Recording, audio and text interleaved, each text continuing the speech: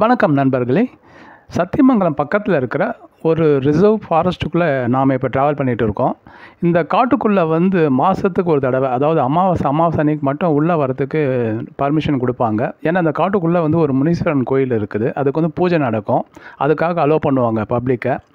ஏற்கனவே அந்த கோயிலை பற்றியும் இந்த காட்டை பற்றியும் நான் ஒரு வீடியோ போஸ்ட் பண்ணியிருக்கேன். அதை நான் டிஸ்கிரிப்ஷன் லிங்க் கொடுத்துருக்கேன், பார்க்காதவங்க போய் பாருங்கள். காட்டுக்குள்ளே இருக்கிற அந்த கோயிலுக்கு போகிற வழியில் நாங்கள் ஒரு வித்தியாசமான இடத்த பார்த்தோம். அதாவது இந்த காட்டுக்குள்ளே ஒரு மரத்துக்கு கீழே நிறைய சூலாயுதமாக குத்தி வச்சுருந்தாங்க. பக்கத்துலேயே ஒரு ஊஞ்சலும் இருந்தது. அதுக்கு எதிர்க்கே ஒரு சிவன் கோயில் இருந்தது. அப்புறம் பக்கத்துலேயே ஒரு ஆறும் ஓடிட்டு இருக்குது. அந்த ஆறு காட்டாறு, காட்டுக்குள்ளே இருக்கிற ஆறு. அதுக்கு போகிறதுக்கு ஒரு படிக்கட்டும் பாதையும் இருந்தது. நாங்கள் அது வழியாக கீழேயும் இறங்கி போய் பார்த்தோம்.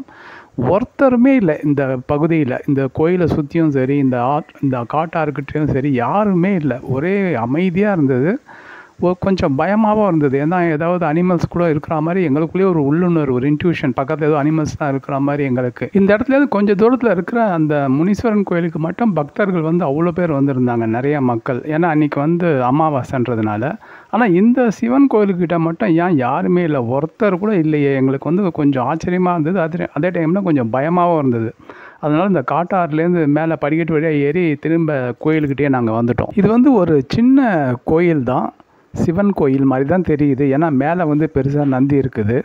ஆனால் இந்த கோயிலுக்கு ஏன் இந்த காட்டுக்குள்ளே இந்த கோயிலை கட்டியிருக்காங்க, மக்கள் ஏன் இந்த கோயிலுக்கு யாரும் வரதே இல்லை, எதுவுமே எங்களுக்கு சரியாக தெரியல. அதே மாதிரி இந்த கோயிலில் பார்த்திங்கன்னா சிவலிங்கம்லாம் எதுவுமே இல்லை, நிறையா நந்திகள் மட்டும் நிறையா வச்சுருந்தாங்க. நந்திகளோட சிலைகளும் பார்த்திங்கன்னா பல சைஸில் இருந்தது. சின்ன சைஸில் இருந்தது, பெரிய சைஸில் இருந்தது. இந்த மாதிரி நிறைய நந்திகளை மட்டும் தான் வச்சுருந்தாங்க. இது பார்க்குறதுக்கு கொஞ்சம் வித்தியாசமாக இருந்தது. அதாவது சிவலிங்கமே இல்லாமல் வெறும் நந்திகள் மட்டுமே இங்கே பிரதிஷ்டை பண்ணியிருக்கிறாங்க இந்த கோயிலில். அதே மாதிரி ஒரு மரத்தில் நிறைய மணிகளெல்லாம் கட்டி தொங்க விட்டு இருந்தாங்க இந்த காட்டுக்குள்ளே. இந்த இடத்துல எங்களை தவிர வேறு யாருமே இல்லை. இந்த காட்டுக்குள்ளே வர வழியில் கூட நாங்கள் பார்த்தோம். சில இடங்களில் மாடெல்லாம் மேய்ச்சிட்டு இருந்தாங்க, மாடுகளும் சில மேய்ஞ்சிட்டு இருந்தது. ஆனால் இந்த இடத்துல மட்டும், இந்த கோயிலை சுற்றி இருக்கிற இந்த காடுகளில் மட்டும் ஒரு கால்நடை கூட இங்கே இல்லை, மனிதர்களும் இல்லை. இது எங்களுக்கு ஒரு மிகப்பெரிய ஆச்சரியமாக இருந்தது ரொம்ப. ஆனால் இந்த இடம் அவ்வளோ அமைதியாக இருந்தது. இந்த கோயிலை சுற்றி ஏதோ ஒரு கண்ணுக்கு தெரியாத ஒரு சக்தி மட்டும் இருக்கிற மாதிரி எங்களுக்கு ஒரு ஃபீலிங். இந்த ஒரு வைப்ரேஷன் சொல்லுவாங்க இல்லையா, அந்த மாதிரி ஒரு ஃபீலிங். அது கொஞ்சம் பயமாகவும் இருந்தது இந்த இடத்துல நாங்கள் இருக்கிறதுக்கு. இதெல்லாம் பார்க்கும்போது எனக்கு என்ன தோணுச்சுன்னா, என்னோடய யூகம் இது. இந்த கதைகள்லாம் நம்ம படிச்சிருப்போம் இல்லையா, சித்தர்களை பற்றி கேள்விப்பட்டிருப்போம், படிச்சிருப்போம். சித்தர்கள், ஒருவேளை இது சித்தர் காடாக இருக்குமோ, சித்தர்கள் வழிபடுவாங்களோ இந்த இடத்துல. இரவு நேரத்தில் பக்கத்துலேயே இந்த காட்டாரும் ஓடிட்டு இருக்குது. இந்த ஆற்றுலேருந்து தண்ணி எடுத்துகிட்டு இங்கே இருக்கிற இந்த நந்திகளெல்லாம் அபிஷேகம் பண்ணி அவங்க வழிபடுற ஒரு இடமோன்னு அப்படின்னு எனக்குள்ள ஒரு யூகம் தான். அந்த மாதிரி தான் இருந்துச்சு இந்த இடத்த நான் பார்க்கும்போது. இது சித்தர்கள் காடாக இருக்குமோ அப்படின்னு எனக்குள்ளே தோணுச்சு.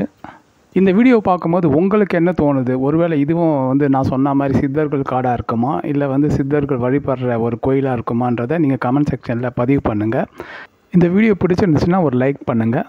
அதே மாதிரி இந்த மாதிரி ஒரு வித்தியாசமான வீடியோக்களை விரும்புகிற உங்களுடைய ஃப்ரெண்ட்ஸுங்களுக்கும் அந்த வீடியோவை ஷேர் பண்ணுங்கள். நன்றி, வணக்கம்.